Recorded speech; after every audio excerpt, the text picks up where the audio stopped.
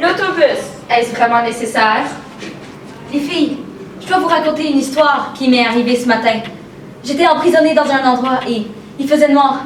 Je voyais pas la lumière du jour et je pouvais même pas respirer. C'était super épeurant. Étais-tu dans un ascenseur? Non, Embarré dans un casier? non. Ah, dans une boîte prête à être envoyée au Mexique pour des raisons non spécifiées? Quoi? Non. Oh. J'étais dans un endroit bien pire.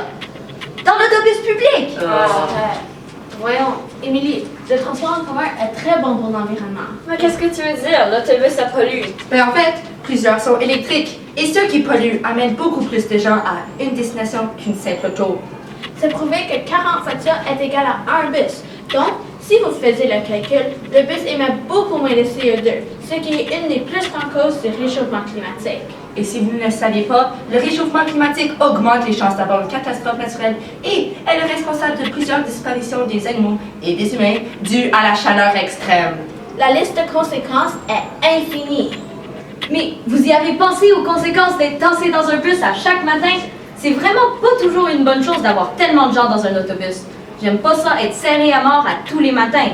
Et en plus, si seulement une portion des autobus sont électriques, ça veut dire que tous les autres jettent quand même du CO2 dans l'atmosphère.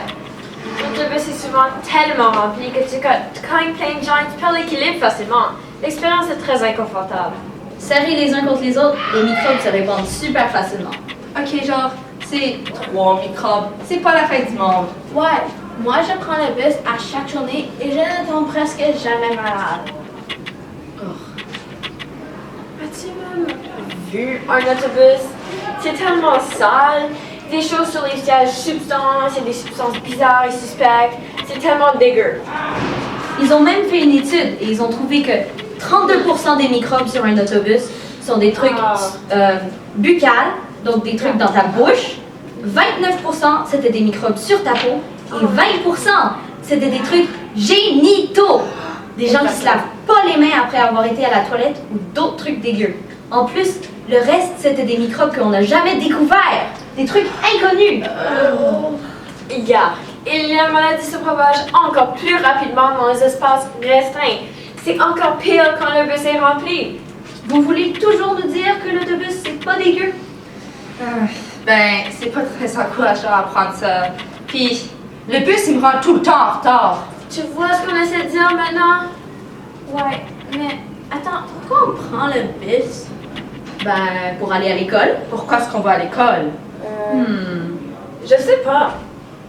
Ben là, si on veut plus tomber malade et arrêter le changement climatique, Il faut plus prendre le bus! Ouais! Et puis aller à l'école! Ouais! et plus jamais sortir de nos chambres. Ouais! Non, c'est un peu extrême ça. Non, non, non, non, non.